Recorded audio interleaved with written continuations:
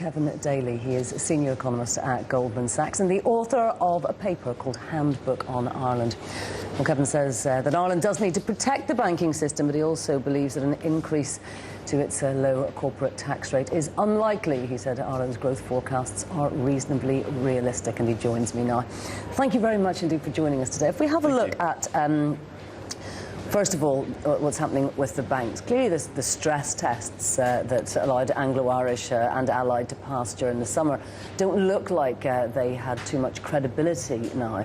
But what does Ireland begin to do with this banking sector? I mean, it's what's caused all these problems, and many people would have said that if Ireland had allowed Anglo to go to the wall some time ago, they wouldn't be where they are today. Well, as Patrick Honaghan has said, the Governor of the Irish Central Bank has said today, is that clearly Ireland needs a slimmed down banking sector that's more akin to the size and the shape of the economy. One of the problems that got Ireland into this crisis in the first instance was that the banking sector had expanded well beyond the size of that would be commensurate with the size of the Irish economy. And so that said, is that we think that some of the estimates of the banking losses that are being discussed in the press at the moment are overly pessimistic, and with the stability, assuming it is passed, with the stability provided by an EU IMF package, is that the situation in Ireland could stabilise relatively quickly. It's quite nice to hear something so positive being said. There are those who say now that it's quite naive for Ireland to assume that they're going to be able to keep this 12.5% corporation tax, even though Brian Cowen was talking about it being a red line in negotiations.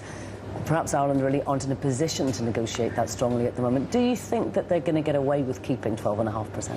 We think they probably will. I mean, it's not beyond the question that they may be forced to rise it, but we think ultimately they probably will get to maintain it. Why? Because it would be unusual for IMF conditionality in bailouts of this type to impose such specific tax changes. Normally, the conditionality they impose is more of the general tax revenues, expenditure cuts variety, and they'll be sensitive to the accusation that they'll be invading Ireland's sovereignty and imposing a specific tax change of this type. And could we see a classic fudge where it has there's a very small rise that's not going to send Google and Microsoft scuttling elsewhere, but allows Germany and France to say, look, we did have some impact on the tax system? Possibly. I mean, it is a possibility, but I think it's more likely that the focus of the adjustments will be on, as I say, things like the property tax that has been introduced in Ireland, a wealth tax that is likely to be introduced in Ireland, and further expenditure cuts as well.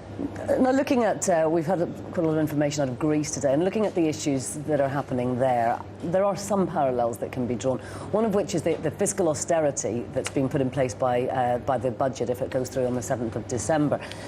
That can actually be very difficult for Ireland in terms of growth. And is there a concern that Ireland just isn't going to be able to get out of this bind with the kind of budgetary austerity that's needed?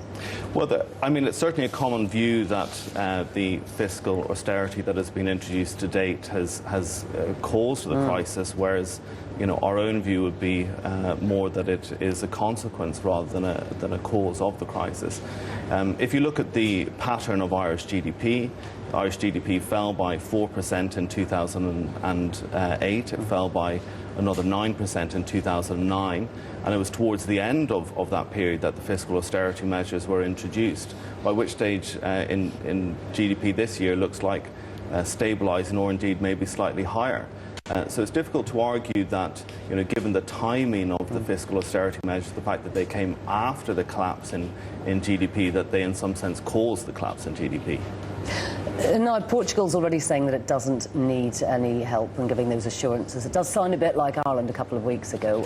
Do you think they're going to need to use some emergency funds? I think it is a significant risk, and one of the issues that Ireland has faced and Portugal faces is that as a very small economy, even if the fundamentals are better than many people give it credit for, it's very easy to be shouted down by the market, if I can put it that way. So these things, when you're with small economies, they can take a momentum of their own. So Portugal is in a difficult position, but it's good news, therefore, that the institutions are in place, such as the EFSF, to provide the security that is there required. I mean, a lot of people believe that the current crisis could be the breaking of the Eurozone. It's also possible that it could be the making of the Eurozone. Do you believe it could be the breaking of the Eurozone? I don't.